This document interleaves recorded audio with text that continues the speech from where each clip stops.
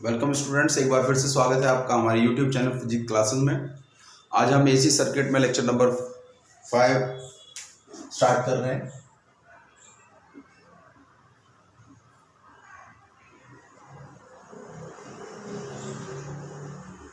इससे previous video में हमने simple resistance, simple capacitor, simple inductor के अंदर एसी का बिहेवियर देख लिया, कैसे करंट और वोल्टेज में फेज में डिफरेंस होता है, किस तरीके बिहेव करती है। और रेजिस्टेंस के साथ कैपेसिटर और रेजिस्टेंस के साथ इंडक्टर भी डिस्कस कर लिया। तो अब हम जो बात करते हैं, हम तीनों जो के साथ कॉम्बिनेशन की बात करते हैं, जिसको हम कहते हैं finally LCR circuit. That is LCR circuit, जिसके अंदर इंडक्टर भी है, कैपेसिटर भी है, रेजिस्टेंस भी, और तीनों सीरीज में लगे होंगे। तो हमने पहले एक रेजिस्टेंस कंसिडर कर लिया, फिर एक कैपेसिटर कंसिडर कर लिया, देन एक इंडक्टर कंसिडर कर लिया, और इसको हम आउटर सोर्स एसी के साथ कनेक्ट कर दिया, जिसकी वोल्टेज है E equal to E naught sine omega T. अगर हम रेजिस्टेंस की बात करें तो रेजिस्टेंस में सिंपली हमारा जो वोल्टेज है वी आर और जो आई आर है वो सेम फेज में थे। फिर ये पूरा वोल्टेज तीन जगह ड्रॉप आउट हो रहा है, करंट सेम जा रही है। अगर हम बात करें इस कैपेसिटर के केस में, तो कैपेसिटर के केस में हमारा जो करंट और वोल्टेज में रिलेशन है, that is I R, that is V C. Similarly यानी कि जो वोल्टेज है वो लेग बिहाइंड है π/2, देन करंट। इसी तरीके से यहां पर अगर हम बात करें तो यहां पे हमारी करंट आई आर और ये जो वोल्टेज है दैट इज वी एल, ये फॉरवर्ड है।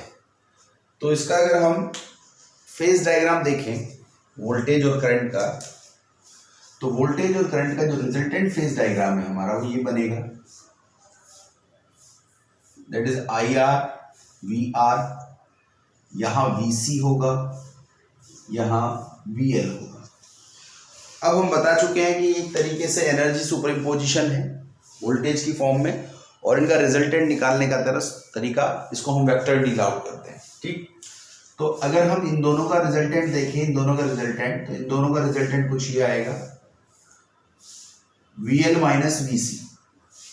जरूरी नहीं है V L minus V C आए, V C minus V L भी आ सकता है, और वो नीचे भी हो सकता है। अभी फिलहाल हमने वी एल को ग्रेटर माना है। अब हमारे पास यहाँ पर जो है दैट इज वी आर, हम वोल्टेज के साथ डिस्कस कर रहे हैं। तो अब हमारे पास दो वोल्टेज हैं, एक वी एल माइनस वी सी है, एक वी आर है। जब हम इनका रिजल्टेंट निकालेंगे तो एक रिजल्टेंट यहाँ आएगा कहीं, जिसको हमने वी रिजल्टेंट मान लिया, फाइनल वोल्टेज मान ली, और ये हमने मान लिया फाई एंगल बना रहा है। पता कैसे निकालना है, कैसे हमें पता है, दैट इज मैथमेटिकली हम देखें इसकी, तो v is equal to under root V L minus V C का whole square plus V R का square plus V L minus V C two V L minus V C V R cos 90, क्योंकि ये वाली terms हमारी zero हो गई, यानी कि v is equal to under root V L minus V C का whole square plus V R का स्क्वायर। अगर आप इसमें इसको और सिंप्लीफाई करें तो v is equal to v को लिखा जा सकता है v is equal to I R. तो देखिए r की जगह हम z का इस्तेमाल करेंगे। हम बता चुके हैं कि जब सिंपल रेजिस्टेंस के साथ इंडक्टर या कैपेसिटर दोनों इंडिविजुअल में कोई सा भी इंक्लूड हो या दोनों इंक्लूड हो, तो वहां रेजिस्टेंस को इंपीडेंस से रिप्लेस कर देते हैं, जेड आई। यहां पे वैल्यूज अगर वीएल की बात करें तो that is I XL minus I X C का whole square plus I R, यानी कि आई स्क्वायर आर स्क्वायर। तो यहां पर सिंप्लीफाई जब करेंगे हम इसको, तो ये आई स्क्वायर बाहर आ जाएगा, तो that is I under root R square plus XL minus X C का होल स्क्वायर। तो ये आई कैंसिल आउट हो जाएगा, तो जेड हमारा जो आएगा that is under root R square plus XL minus XC का होल स्क्वायर। तो इस तरीके से इसका इम्पीडेंस आ गया। जेड क्या है? जेड इज इम्पीडेंस, और इम्पीडेंस क्या है?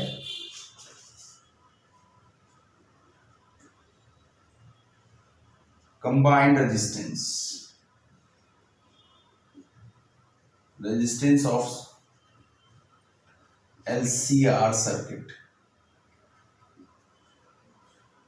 ये LCR सर्किट का कंबाइंड रेजिस्टेंस है। Clear?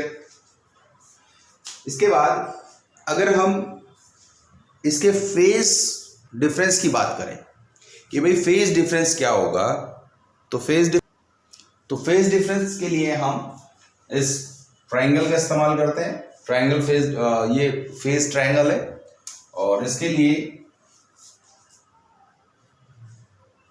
Phase between I and E, I और E के बीच में फेज का डिफरेंस क्या होगा? तो आप अगर देखें ध्यान से, ये परपेंडिकुलर डाल दिया हमने, ये इसके पैरेलल है, तो that's it, VL minus VC है ये। तो tan फाई अगर हम देखें, tan phi equal to VL minus VC upon VR। This is the phase difference. तो ये आप इसका फेज डिफरेंस है। अब अगर हम इसको इसी जनरल एक्सप्रेशन से अगर हम प्रीवियस जो सर्किट्स है उनको एनालाइज करें, तो क्या देखेंगे हम? जब जो सर्किट में जो चीज डोमिनेट करेगी, तो हम मान लेते हैं जैसे फॉर एग्जांपल इसी सर्किट से और इसी रेजिस्टेंस, दो एक्सप्रेशन हम यूज करते हैं और उन्हें सर्किट को इंक्लूड करते हुए बात करते हैं। तो यहां तक समझ में आ गया? चलिए आगे चलते हैं।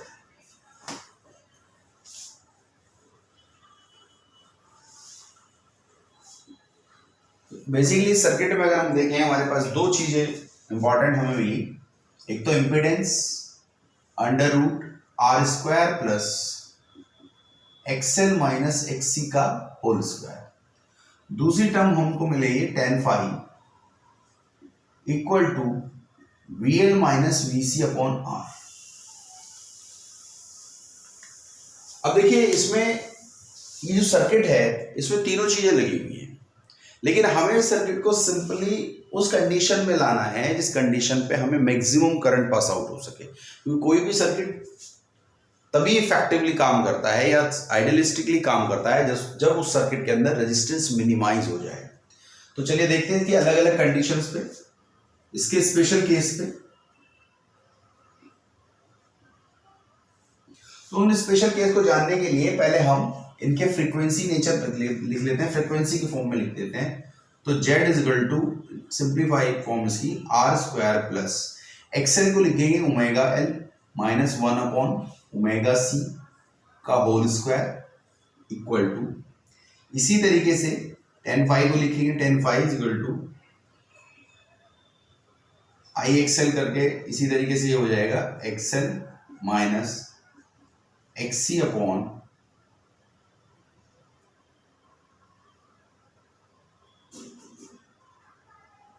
R। और सिंप्लीफाई करेंगे या यहीं तक छोड़ देते हैं। अब बात करते हैं कि ये कैसे वेरिएट करेंगे। तो देखिए, बेसिकली ये डिपेंड किस पे करेंगे? फ्रीक्वेंसी पे करेंगे।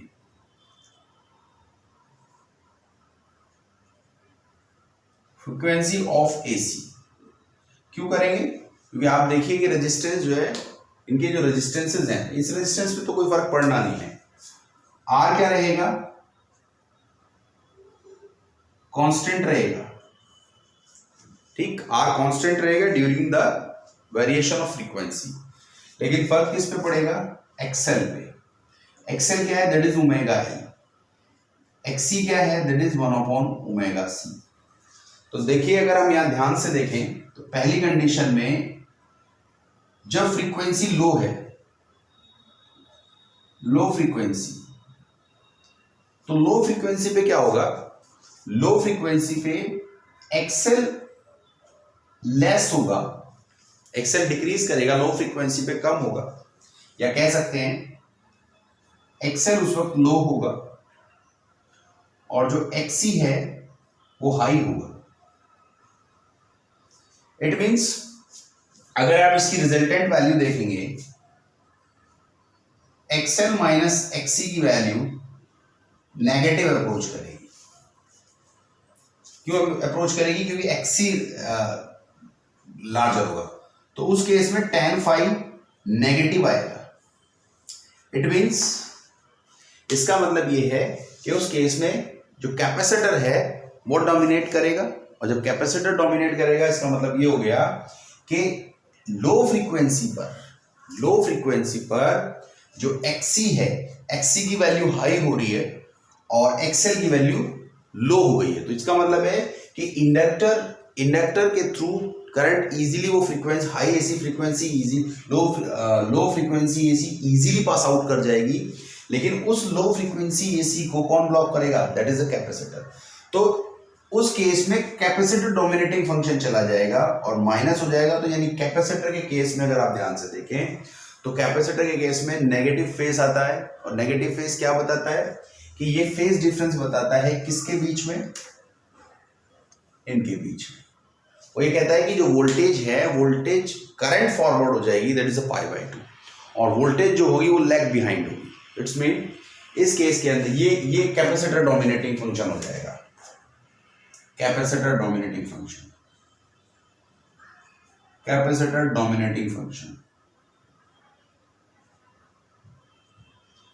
सर्किट। इसमें ये capacitor dominating function, it means ये ऐसा फंक्शन हो जाए, ऐसा सर्किट यूज होगा जैसे केवल कैपेसिटर इसके अंदर लगा हो। सेकंड, अगर हम कहें कि हाई फ्रीक्वेंसी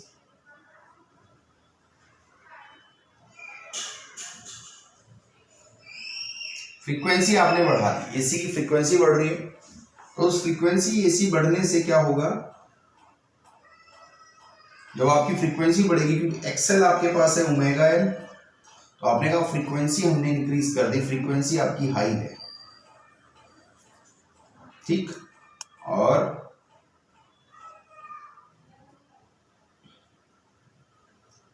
फ्रीक्वेंसी हाई है तो उस केस में आपका जो एक्सएल है वो भी हाई होगा, एक्सी जो होगा वो लो होगा, क्योंकि एक्सी आपका 1/ओमेगा-c है। तो फ्रीक्वेंसी के हाई होने से एक्सी लो हो गया। तो उस केस में क्या होगा? जो हम tan फाई की बात करते हैं, that is tan phi positive होगा। It means inductor dominating function होगा, और उस केस में जो आप देख रहे हो कि जो हाई फ्रीक्वेंसी एसी है, वो हाई फ्रीक्वेंसी एसी को कौन ब्लॉकेज करेगा? इंडक्टर उसको ब्लॉकेज करेगा, कैपेसिटर इजीली पास आउट करेगा। तो डोमिनेटिंग फंक्शन क्या हो जाएगा? यानी कि ये फंक्शन डोमिनेटिंग होगा, क्योंकि वहां एक्सी काम नहीं करे। एक्सी एज ये समझो कि नॉर्मल रेजिस्टेंस की तरह काम करेगा, बहुत कम रेजिस्टेंट ऑफर्ड करेगा, और जिससे कि स्मूथ सर्किट उसके लिए हो जाएगा। लेकिन ब्लॉकेज कौन करेगा? तो डोमिनेटिंग कौन हो जाएगा? डोमिनेटिंग हो जाएगा उस पर इंडक्टर। तो उस वक्त जो फेस में डिफरेंस है वो करंट डोमिनेटिंग इसके केस में वोल्टेज जो है पाई बाय 2 फॉरवर्ड हो जाएगा, और सर्किट के अंदर फेस में जो डिफरेंस देख रहे हैं हम वो VL का होगा। क्लियर? अब नेक्स्ट में अगर हम बात करें कि इसके अलावा और कौन सा बिहेवियर होगा, तो अगर आप ध्यान से देखें तो यहाँ ये वाली जो वैल्यू अभी हमने बात करी कि एक्सएल माइनस एक्सी जो है वो क्या अप्रोच करेगा? वो पॉजिटिव अप्रोच करेगा। इट मींस जब frequency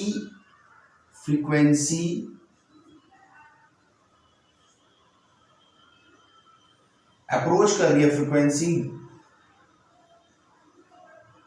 approach from low to high,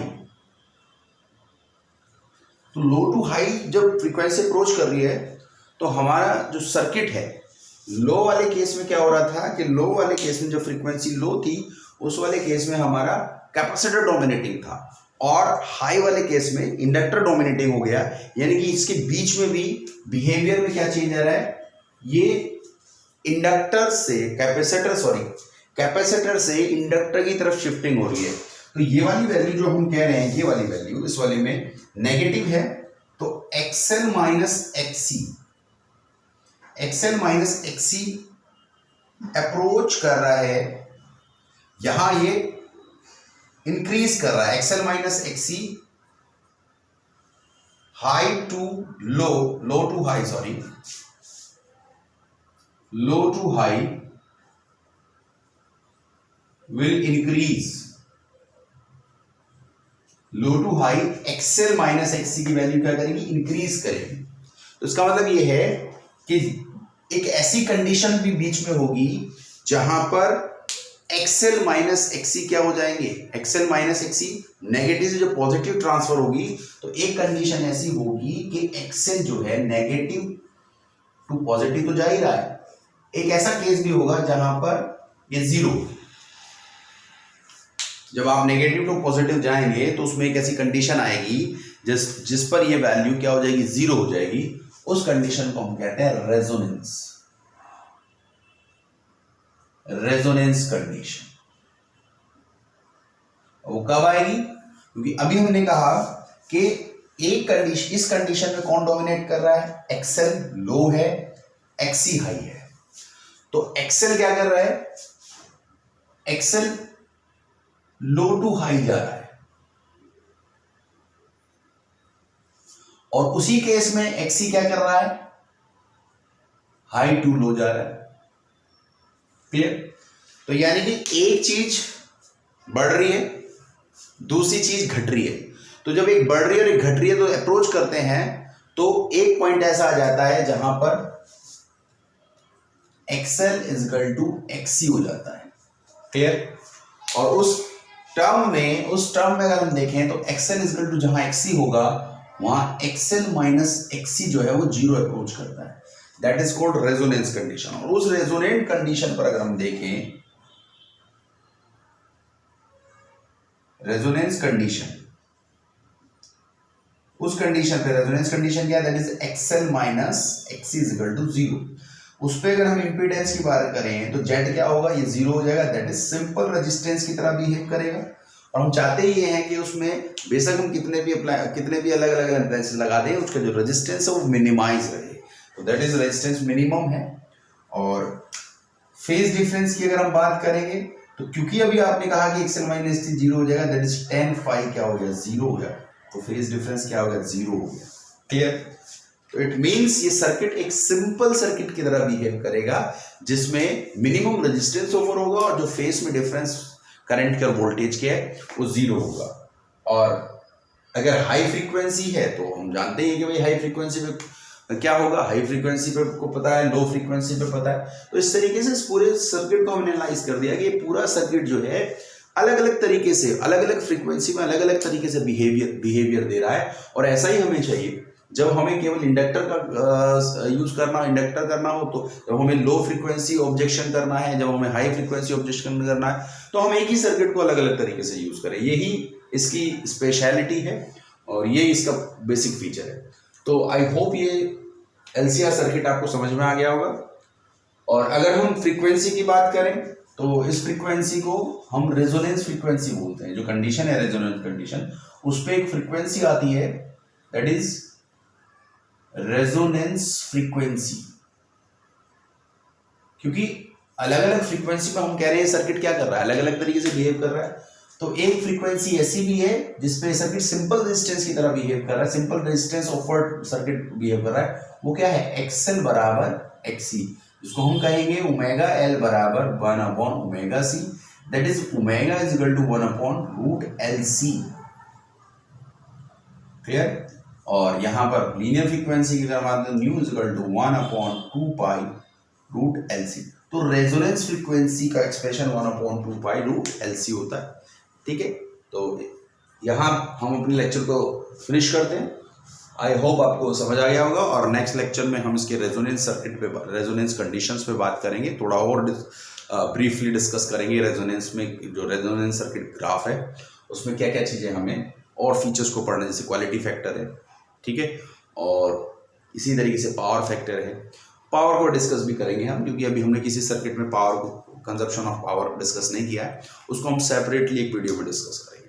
thank you students.